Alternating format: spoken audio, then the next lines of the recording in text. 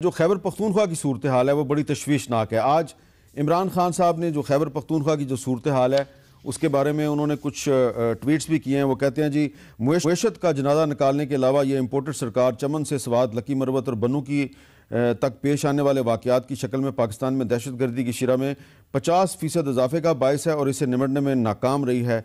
और भी उन्होंने बहुत कुछ कहा है।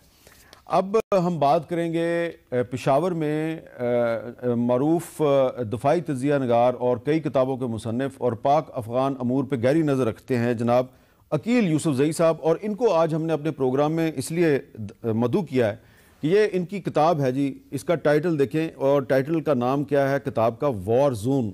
और वॉर जोन ये कह रहे हैं खैबर पख्तूनख्वा को। और ये जो किताब है ये शायद वो इस साल हुई है, ये 2022 में ही शाया हुई है, लेकिन इसमें जो कुछ उनकी तहरीरें हैं वो 2021 की और 2022 की हैं। तो इनको कैसे पता चल गया कि खैबर पख्तूनख्वा जो है वार जोन बनने वाला है? तो इसलिए हमने अकील यूसुफजई साहब को बुलाया। अकील साहब, बहुत बहुत शुक्रिया। ये बताइए कि आपको 1-1.5 साल पहले, 2 साल पहले ये क्यों यकीन हो गया था कि खैबर पख्तूनख्वा वार जोन बनने वाला है?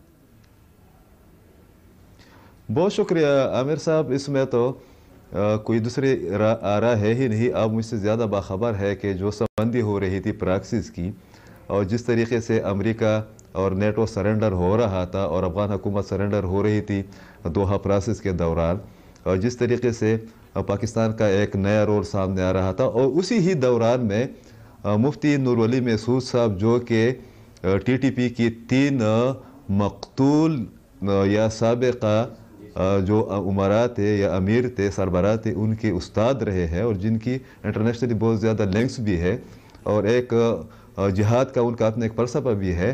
तो उसी ड्यूरेशन से वो फ़ायदा उठा रहे थे और वो रीग्रुपिंग कर रहे थे, वो मुख्तलिफ नैरेटिव्स को आगे बढ़ा रहे थे, वो तंजीम साजी कर रहे थे।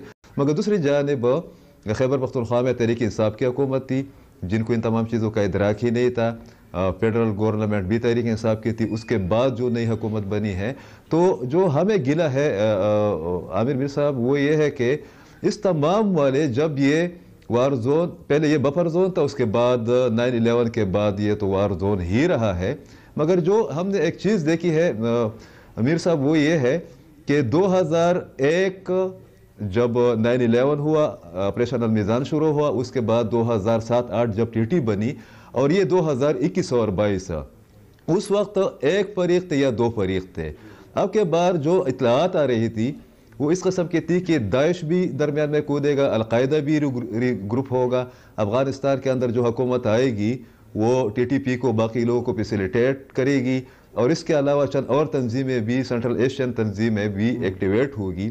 तो जो सब बंदी हो रही थी और उसके मुकाबले में जो हमारी काउंटर टेररिज्म पॉलिसी थी उसमें जो इबहम था, उसमें जो कंट्राडिक्शंस थी, उसमें जो लाताल्लुकी थी, तो उसी की बुनियाद पर मैंने कहा था कि 2022 में एक और जंग लड़ी जाएगी, एक और हमले होंगे, खैबर पख्तूनख्वा उसका फोकस होगा। और अब इससे अंदाज़ा लगाए मीर साहब के रवा बरस खैबर पख्तूनख्वा में तकरीबन 115 हमले हुए हैं। आप इससे अंदाजा लगाए, ये 2008 में भी नहीं हुए। अच्छा, तो इसमें और ये अब ये बताएं कि ये क्या सूरत हाल ऐसी है कि खैबर पख्तूनख्वा के अंदर जो हमले हो रहे हैं और जो बन्नू में CTT का दफ्तर जो है उस पर कब्जा कर लिया गया, तो उसके बाद कोई हंगामी हालत का नफाज हो सकता है, इमरजेंसी लग सकती है?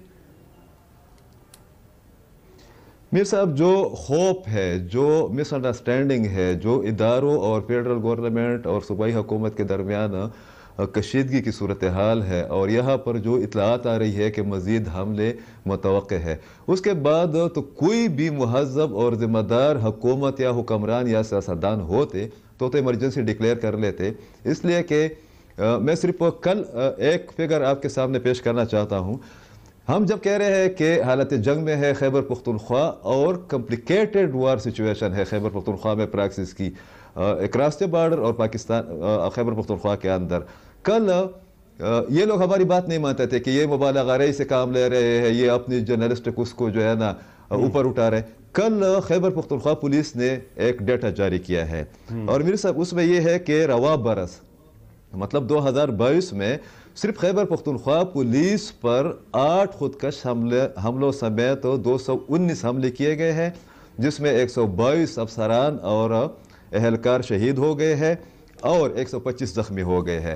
और इसी बरस हामिद मीर साहब, मेरे ख्याल में 28 हमारे अजला है इंक्लूडिंग पेशावर, इसी बरस जो डेटा है, मोतबर डेटा है, उसके मुताबिक खैबर पख्तूनख्वा के 16 अजला में अटैक्स हुए हैं। तो इसके बाद इमरजेंसी तो लगनी ही चाहिए। ये तो पाकिस्तान की सलामती तो अता तारड़ साहब, अगर ये खैबर पख्तूनख्वा की ये सूरत हाल है तो परवेज़ लाई साहब जो हैं वो जो फाइनेंशियल इमरजेंसी है उसकी भी बात कर रहे हैं, तो आप कह रहे हैं वोट ऑफ कॉन्फिडेंस या वोट ऑफ नो कॉन्फिडेंस, तो क्या आपको लगता है कि हम इमरजेंसी की तरफ भी जा सकते हैं?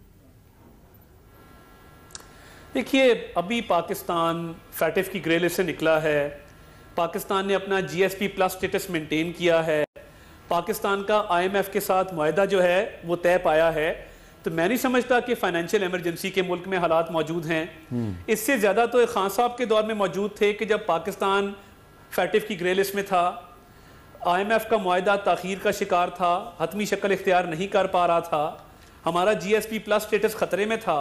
जब ये तमाम खतरात टल गए हैं और आहिस्ता आहिस्ता डॉलर भी स्टेबल हो रहा है, हम थोड़ी स्टेबिलिटी की तरफ जा रहे हैं, तो फाइनेंशियल इमरजेंसी एक पेड सोशल मीडिया कैंपेन के जरिए तो ठीक है, वो खान साहब ने बड़ा उस पर पैसा लगाया है और उनकी सोशल मीडिया कैंपेन जो चलाई है इस हवाले से, ये देखते हुए कि अब और कोई पत्ता खेलने को है नहीं, तो मुल्क में फाइनेंशियल इमरजेंसी और डिफॉल्ट की खबरें फैला दो। और उसके ऊपर से देखिए, जो IMF को मायदा सबोटाज करने की कोशिश की गई, उनके वज़रा के मौक़िफ़ आपके बिल्कुल सामने हैं। तो ये तो फाइनेंशियल इमरजेंसी ख्वाहिश ज़रूर है खान साहब की और उनकी जमात की, मगर मुल्क में फाइनेंशियल इमरजेंसी के हालात नहीं हैं। ठीक है, अब आ जाएं खैबर पख्तूनख्वा के सूबे पर। 18वीं तरमीम के बाद मीर साहब, जो लॉ एंड ऑर्डर है वो किसकी जिम्मेदारी है? सूबाई हुकूमत की, महकमा दाखिला की, पुलिस की जिम्मेदारी है। तो ये पिछले 9 साल से किस सियासी जमात की हुकूमत है खैबर पख्तूनख्वा में जिसने लॉ एंड ऑर्डर का बेड़ा गर्क कर दिया है, जिन्होंने वहां पे चोर चोर डाकू डाकू की गर्दान तो जरूर की, मगर क्या वो लॉ एंड ऑर्डर को मेंटेन कर सके? क्या परवेज खटक के बाद महमूद खान आके सूबे में कोई गुड गवर्नेंस का निज़ाम ला सके?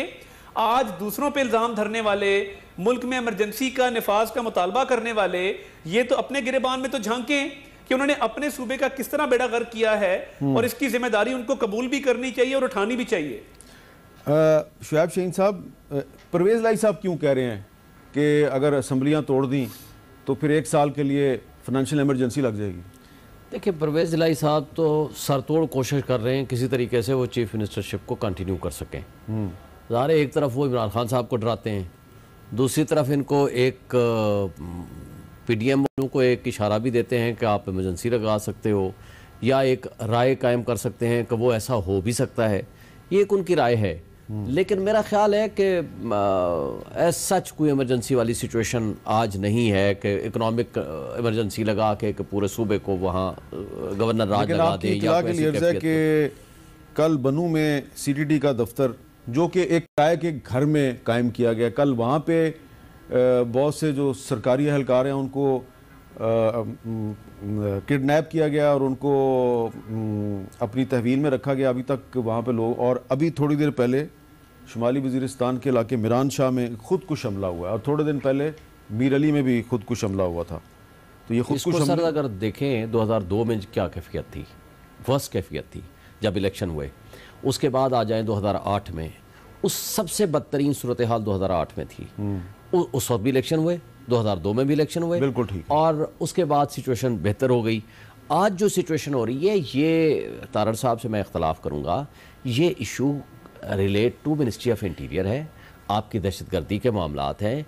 इस पे आपने TTP के साथ मुआहदा जो किया है, या जो भी सो कार्ड मुआहदा हुआ या बातचीत हुई, TTP के साथ मुज़ाकरात इमरान खान के दौर में शुरू हुए, और TTP के जो कन्विक्टेड कुछ मिलिटेंट्स थे, नाम ले लेता हूँ, मुस्लिम खान, इमरान खान साहब के दौर में सदर आरिफ अलवी साहब ने उनको माफ़ी दी, अपना सदारती इख्तियार इस्तेमाल करते हुए, उन्हें फांसी की सज़ा थी। जी, वो उस मुआहदे के तहत हुई ना, उसमें हमारी आर्मी ने इसमें रोल अदा किया। इसमें देखें, ये जो दहशतगर्दी का मामला है, ये हमारा सिक्योरिटी फोर्सेस का काम है, ये पुलिस का काम ही नहीं है कि वो इसको हैंडल कर सके। अच्छा। ये पुलिस के कंट्रोल में ही नहीं है। चले ये आपका काम है, मिनिस्ट्री ऑफ इंटीरियर का, फौज का। खैबर पख्तूनख्वा पुलिस जो है वो उसको आप लाहौर कैपेसिटी नहीं है उनकी, नहीं, आप उनको लाहौर भेज देते हैं सर। उनकी कैपेसिटी नहीं है। देखें, इससे पहले भी आप देख लें, सवात वाला वाक़या हुआ, वो ऑपरेशन किसने किया? फौज ने किया। ये वजीरिस्तान का सारा मामला क्लियरेंस किसने की? फौज ने की। अच्छा, आप कुछ कहना चाह रहे हैं? जहां कोई ऐसी सिचुएशन है, तार साहब कुछ कहना चाह रहे हैं? मैं ये कहना चाहता हूं कि पंजाब में शहबाज शरीफ साहब ने काउंटर टेररिज्म डिपार्टमेंट बनाया, 18वीं तरमीम को देखते हुए बनाया। बहुत बड़े बड़े पाकिस्तान लेवल पे ऑपरेशंस और इंटरनेशनल लेवल पे किए उस सीटीडी ने। अब अगर सूबा खैबर पख्तूनख्वा के पास भी सीटीडी का डिपार्टमेंट मौजूद है तो उसको बंद कर दें। अगर सूबा खैबर पख्तूनख्वा ये जिम्मेदारी नहीं उठा सकता तो अपनी वो रिस्पॉन्सिबिलिटी एब्डिकेट कर दे, कह दे कि जी हम ये काम नहीं करना जानते, हम ये काम नहीं कर सकते। जो काम है वो दूसरों पे जिम्मेदारी ठहराते हैं। तो अगर पंजाब का सीटीडी का डिपार्टमेंट ये कर सकता है, देखें पंजाब भी हमारा उतना ही है जितना खैबर पख्तूनख्वा हमें उतना ही प्यारा है, मगर वहां की गवर्नमेंट की नाअहली की वजह से अगर एक मामला खराब हुआ है तो उसकी रिस्पॉन्सिबिलिटी उनको लेनी चाहिए। और ये कोई आर्गुमेंट नहीं है कि वहां कैपेसिटी नहीं है। तो पिछले 9 साल में वहां कैपेसिटी बिल्डिंग करना किसकी जिम्मेदारी थी? बॉर्डर की सिचुएशन है, दूसरे बॉर्डर से आकर के कोई लोग घुस जाते हैं या वहां से फायरिंग करते हैं, जहां आपकी यूनिफॉर्म यानी आर्मी वहां कंट्रोल नहीं कर सकी, आर्मी के लोग वहां शहीद हो रहे हैं। तो इसका मतलब है कि ये इससे ओवर एंड अबव चीज है, जो पुलिस की कैपेसिटी से ज्यादा की चीज है।